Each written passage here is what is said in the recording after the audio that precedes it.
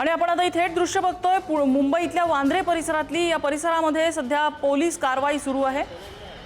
पोलिसांकडून सौम्य लाठीमार करण्याचा प्रयत्न करण्यात आला। कालच या ठिकाणची वांद्रे रेल्वे स्टेशन परिसरातली अतिक्रमणे हटवण्यात आलेली होती आणि आता या ठिकाणी काही नागरिक त्याच्याच विरोधात रस्त्यावरती उतरलेले दिसतायत आणि या इथल्या नागरिकांना नियंत्रित करण्याचं मोठं आव्हान पोलिसांसमोर आहे।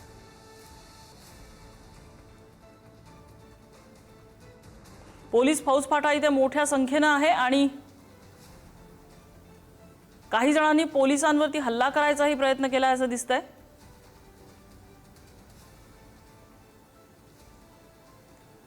अतिक्रमण विरोधी कारवाई अजून सुरूच आहे आणि त्याच वेळेला काही आक्रमक झालेले नागरिक या भागात चाल करून आलेले होते। नंदकिशोर गावडे आपल्याला अपडेट देत आहेत। नंदकिशोर, काय घडतंय सध्या या ठिकाणी?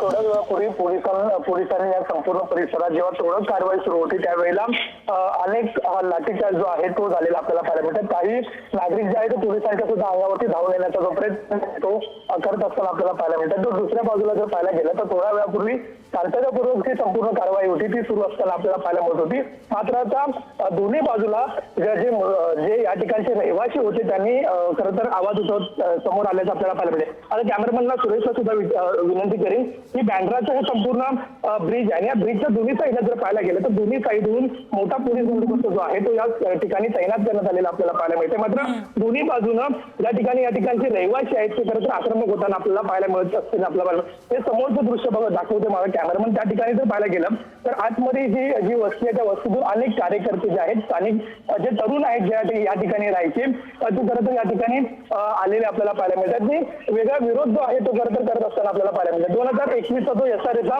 झाला। दुसऱ्या बाजूला पाहायला गेलं तर पुन्हा एकदा जी लाठीचार्ज जो आहे तो करण्यात आलेला आपल्याला पाहायला मिळतो। समोरची दृश्य आपण बघतोय की या ठिकाणी यातील जे रहिवासी होते ते खरं तर वेगवेगळ्या मागणीसाठी पोलिसांसोबत चर्चा करत असताना आपल्याला पाहायला मिळत होते। मात्र पुन्हा एकदा हा दुसरा लाठीचार्ज आहे मॅडम।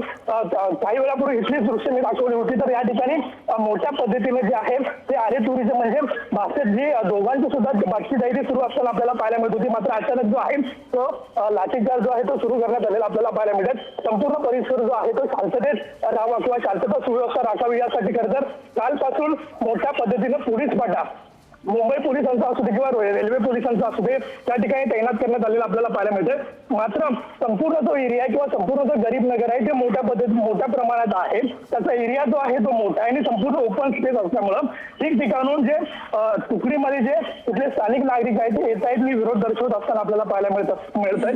तर काल सकाळी 10-10:30 वाजल्यापासून ही संपूर्ण जी तोडक कारवाई ती सुरू करण्यात आलेली होती। अनेक परिसर जो आहे तो आता रिकामी करण्यात आले। अनेक झोपडपट्ट्या ज्या आहेत त्या खरं तर रेल्वेच्या लागूनच आहे, त्याच्यामुळे अनेक वर्षांपासून हा प्रश्न प्रलंबित होता। मात्र अखेर बॉम्बे हायकोर्टच्या निर्णयानंतर काल याला तोडक कारवाईला सुरुवात झालेली पाहायला मिळत होती। मात्र आता त्याचं जे रौद्र रूप आहे ते कुठेतरी बघताना आपल्याला पाहायला मिळते। पुन्हा एकदा संपूर्ण परिसरात जो आहे ते मोठ्या पद्धतीने पोलीस जे आहेत ते तैनात असताना आपल्याला पाहायला मिळत आहेत। तर याच बाजूला थोड्या वेळापूर्वी पुन्हा एकदा लाठीचार्ज जो आहे तो झालेला आपल्याला पाहायला मिळतात। तर दुसऱ्या बाजूला कॅमेरामॅन सुरेशला विनंती करेन तर दुसऱ्या बाजूला एका साईडला आता लाठीचार्ज जे आहे तर नम्रता मॅडम केलेला आहे। मात्र दुसऱ्या बाजूला पुन्हा एकदा या ठिकाणी ज्या ठिकाणी ही तोडक कारवाई सुरू आहे त्याच्या समोरच जर पाहायला गेलं तर मोठ्या पद्धतीनं पुन्हा एकदा स्थानिक जे तरुण आहेत ज्या ठिकाणी राहणारे तरुण आहेत ते विरोध दाखवताना आपल्याला पाहायला मिळतात। मात्र पोलिसांकडून कोणताही कायदा सुरू नये यासाठी त्या ठिकाणी मोठा पोलीस बंदोबस्त जो आहे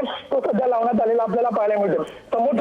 आपल्याला इथं दिसतंय पोलिसांनी एक प्रकारे हा ब्लॉकेड लावलेला आहे, एक प्रकारे संरक्षक भिंत इथे उभी केलेली आहे। मला वाटतं शेकड्याने पोलीस या ठिकाणी असतील।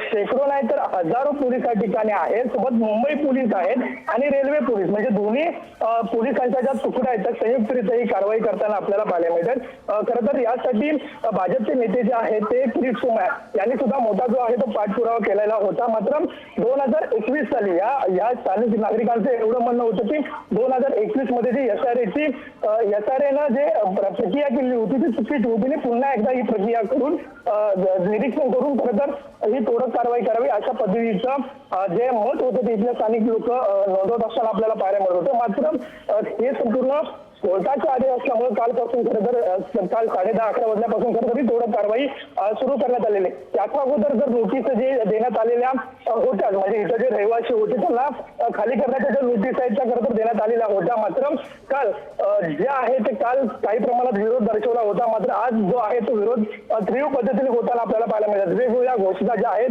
त्या देताना आपल्याला पाहायला मिळतात. संपूर्ण ब्लॉकचे जे ब्रिज आहे, ब्रिजच्या समोर मोठ्या पद्धतीनं पोलीस पाटा आहे आणि त्याच्या पुढे जे आहे ती कारवाई सुरू होताना आपल्याला पाहायला मिळते. त्यामुळे संपूर्ण ब्रिज जो आहे तो पोलिसांनी अडून धरलेला आहे. त्यामुळे ब्रिज जो आहे तो पोलिसांनी अडून धरलेला आहे. त्यामुळे पोलिसांसमोर सुद्धा मोठं आव्हान आहे. कोणताही कायदा सुव्यवस्था बिघडू नये यासाठी खरं तर पोलीस सुद्धा प्रयत्न करताना आपल्याला पाहायला मिळतात. आणि हजारोंच्या संख्येनं पोलिसांचा बंदोबस्त, पोलिसांच्या तुकड्या, राखीव पोलीस दल जे आहे ते या ठिकाणी कार्यरत असताना आपल्याला पाहायला मिळते. अगदीच. आणि या ठिकाणी आपल्याला आता जी कॅमेरामन दृश्य दाखवत आहेत त्याच्यामध्ये एक अशी मोठी रांग दिसली आहे इथल्या स्थानिक तरुणांची. छोटीशी गल्ली आहे आणि त्या गल्लीतनं ते पुढे रेटताना दिसत आहेत पोलिसांच्या अंगावरती. नक्कीच बँड्राचं जे स्टेशन आहे त्या स्टेशनच्या कडेलाच ईस्टला जर पाहायला गेलं तर ती संपूर्ण गरीब नगर आहे आणि गरीब नगरची ही संपूर्ण झोपडवस्ती होती आणि त्याला लागून एक मध्यम रस्त्याने कडेला जर पाहायला गेलं तर पुन्हा एकदा ज्या चाळ्या किंवा झोपड्या टाईपमध्ये आहेत ती बिल्डिंग जी आहे ती आपल्याला दिसते.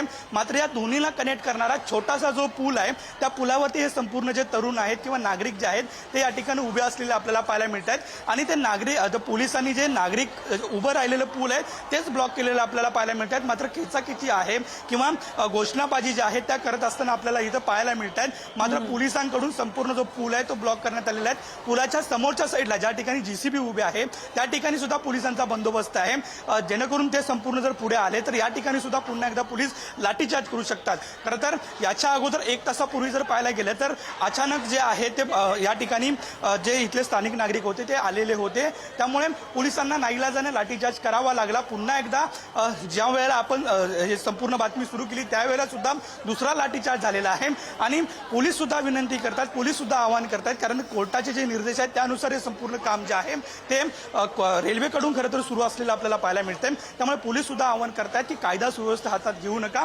त्यामुळे ही संपूर्ण सुरक्षा किंवा कायदा सुव्यवस्था बिघडू नये यासाठी हे पोलीस जे आहे ते प्रयत्न करत असताना आपल्याला पाहायला मिळतात. माझ्या कॅमेरामनला विनंती करतो की हे संपूर्ण पोलिसांचं जे दृश्य आहे म्हणजे मोठी छावणी जी आहे ती पोलिसांची या ठिकाणी लागलेली आपल्याला पाहायला मिळते.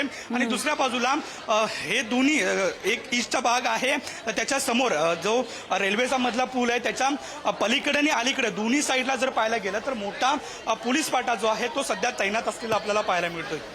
अगदी तुम्ही म्हणालात तसं गरीब नगरला हे पोलीस छावणीचं स्वरूप आलेलं आहे. आपण पुलाच्या जर दुसऱ्या बाजूला बघितलं तर त्या बाजूला महिला आंदोलक मोठ्या प्रमाणात आहेत आणि ठिय्या देणं किंवा पोलिसांवर धावून जाणं असे प्रकारही तिथे होताना दिसत आहेत. नक्कीच काही वेळापूर्वी एक महिला जी आहे ती अचानक पद्धतीनं आतमध्ये घुसायचा प्रयत्न करत होती.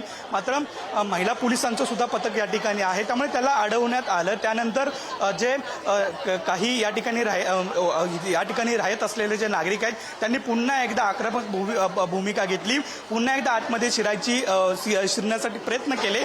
मात्र तोही जो आहे तो पोलिसांनी त्यावेळेला सुद्धा जो लाठीचार्ज आहे तो करण्यात आलेला आपल्याला पाहायला मिळते. त्यामुळे इथल्या नागरिक म्हणजे स्त्रिया असू दे किंवा पुरुष असू दे दोघांची सुद्धा भावना ज्या तीव्र असताना आपल्याला पाहायला मिळतात. मात्र जे पोलिसांकडून चोख जे न्याय व्यवस्था किंवा कुठलाही कायदा व्यवस्था बिघडू नये यासाठी जे प्रयत्न आहेत ते सध्या करण्यात आलेले आपल्याला पाहायला मिळतात.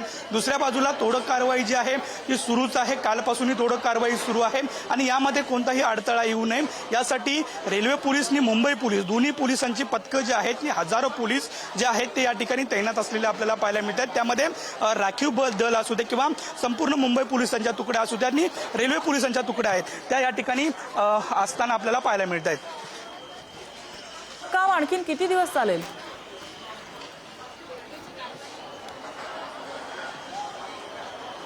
नक्कीच खरं तर काल सांगण्यात आलेलं की 2 दिवसात हा संपूर्ण जो तोडक कारवाई आहे ही पूर्ण होईल. मात्र काही पद्धतीचे बांधकाम जे आहेत ते अजून सुद्धा आहे. त्यामुळे उद्याचा दिवस किंवा परवाचा दिवस सुद्धा कदाचित जाऊ शकतो. मोठा हा संपूर्ण गरीब नगरचा एरिया जो आहे तो आहे जवळपास 50% जे काम आहे 50% तोडकाम जे आहे ते झालेलं आपल्याला पाहायला मिळते. मात्र प्रामुख्यानं आता महत्त्वाचे जे म्हणजे रेल्वे रूळच्या कडेला जी बांधकाम आहे ती सध्या तोडायची बाकी आहे. त्यामुळे ती सुद्धा तोडण्यासाठी काही वेळ जाऊ शकतो. त्यामुळे आज तरी पूर्ण पूर्ण कारवाई होऊ शकणार नाही.